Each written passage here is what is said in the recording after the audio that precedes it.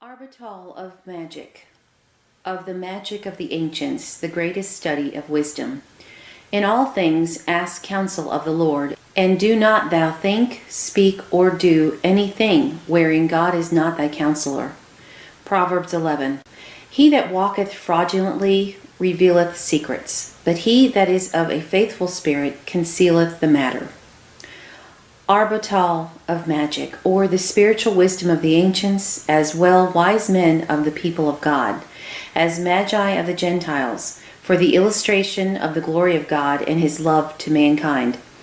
Now first of all produced out of darkness into the light, against all cacao magicians, and contemners of the gifts of God, for the profit and delectation of all those who do truly and piously love the creatures of God, and do use them with thanksgiving to the honor of God, and profit of themselves and their neighbors.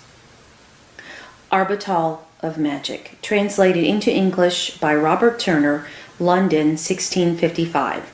The preface.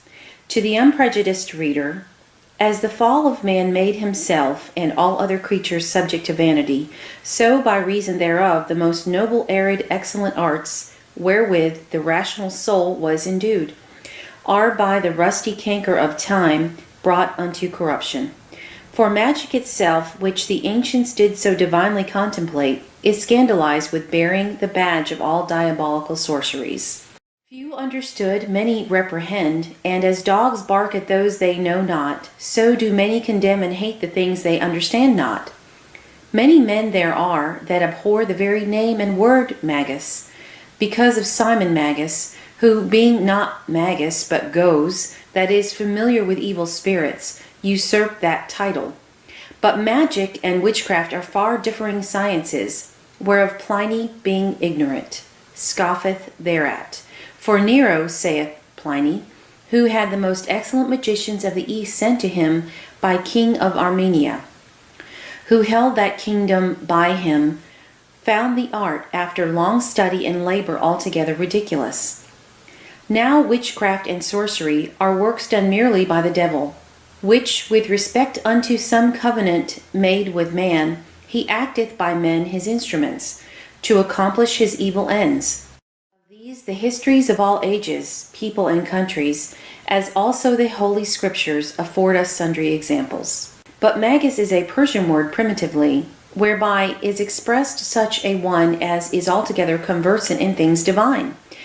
As Plato affirmeth, the art of magic is the art of worshipping God, and the Persians called their gods Magos. Hence Apollonius saith that Magus is either name sometime of him that is a god by nature, and sometimes of him that is in the service of God, in which latter sense it is taken in Matthew 2:1-2. When the wise men came to worship Jesus, and this is the first and highest kind, which is called divine magic, and these the Latins did entitle sapiens, or wise men, for the fear and worship of God is the beginning of knowledge.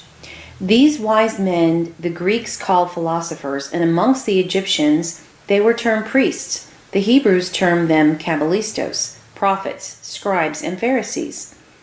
And among the Babylonians they were differenced by the name of Chaldeans, and by the Persians they were called magicians. And one speaking of Sosthenes, one of the ancient magicians, useth these words: Sosthenes ascribeth the due majesty to the true God, and acknowledgeth that his angels are ministers and messengers which attend the worship of the true God. He also hath delivered that there are devils earthly and wandering, and enemies to mankind. So that the word Magus of itself imports a contemplator of divine and heavenly sciences, but under the name magic are all unlawful arts comprehended, as necromancy and witchcraft, and such arts which are effected by combination with the devil, and whereof he is a party. These witches and necromancers are also called malefici or venefici, sorcerers or poisoners, of which names witches are rightly called, who without the art of magic do indeed use the help of the devil himself to do mischief, practicing to mix the powder of dead bodies with other things by the help of the devil prepared, and at other times to make pictures of wax, clay, or otherwise, to effect those things which the devil by other means bringeth to pass.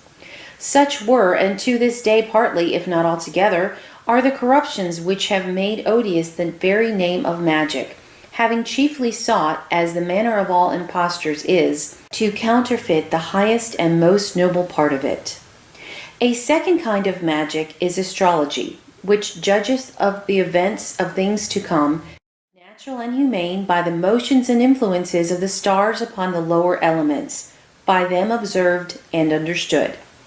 Philo-Judaeus affirmeth that by this part of magic or astrology, together with the motions of the stars and other heavenly bodies, Abraham found out the knowledge of the true God while he lived in Chaldea, who knew the Creator by the contemplation of the creature. Josephus reporteth of Abraham that he instructed the Egyptians in arithmetic and astronomy, who before Abraham's coming unto them knew none of these sciences. Abraham, the holiest and wisest of men, did first teach the Chaldeans, then the Phoenicians, lastly the Egyptian priests, astrology and divine knowledge. Without doubt, Hermes Trismegistus, that divine magician and philosopher, who, as some say, lived long before Noah, attained too much divine knowledge of the Creator through the study of magic and astrology, as his writings testify. The third kind of magic containeth the whole philosophy of nature, which bringeth to light the innermost virtues, and extracteth them out of nature's hidden bosom to humane use. Virtues hidden in the center of the center, according to the chemists. Of this sort were Albertus, Arnaldus de Villanova, Raymond, Bacon, and others. The magic these men professed is thus defined. Magic is the connection of natural agents and patients, answerable each to other, wrought by a wise man to the bringing forth of such effects as are wonderful to those that know not their causes. In all these Zoroaster was well learned, especially in the first and highest, for in his oracles he confesseth God to be the first and the highest. He believeth of the Trinity, which he would not investigate by any natural knowledge. He speaketh of angels and of paradise, approveth the immorality of the soul, teacheth truth, faith, hope, and love, discoursing of the abstinence and charity of the Magi.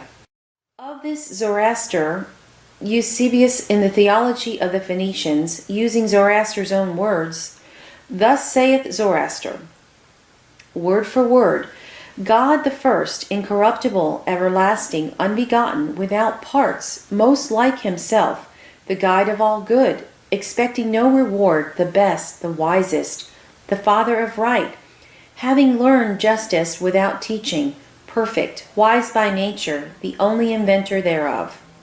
So that a magician is no other but divinorum cultor and interpres, a studious observer and expounder of divine things, and the art itself is none other than the absolute perfection of natural philosophy. Nevertheless, there is a mixture in all things, good with evil, of falsehood with truth, of corruption with purity. The good, the truth, the purity in every kind may well be embraced. As in the ancient worshipping of God by sacrifice, there was no man knowing God among the elders that did not forbear to worship the God of all power, or condemn that kind of worship, because the devil was so adored in the image of Baal, Dagon, Astaroth, Chemosh, Jupiter, Apollo, and the like. Neither did the abuse of astrology terrify Abraham, if we believe the most ancient and religious writers, from observing the motions and natures of the heavenly bodies. Neither can it dehort wise and learned men in these days from attributing those virtues, influences, and inclinations to the stars and other lights of heaven, which God hath given to those his glorious creatures. I must expect some calumnies and objectifications against this from the malicious prejudiced men, and the lazy affectors of ignorance, of whom this age swarms. But the voice and sound of the snake and goose is all one. But our stomachs are not now so queasy and tender, after so long time feeding upon solid divinity, nor we so umbrageous and startling, having been so long enlightened in God's path, that we should relapse into that childish age, in which Aristotle's Metaphysics in a council in France was forbid to be read.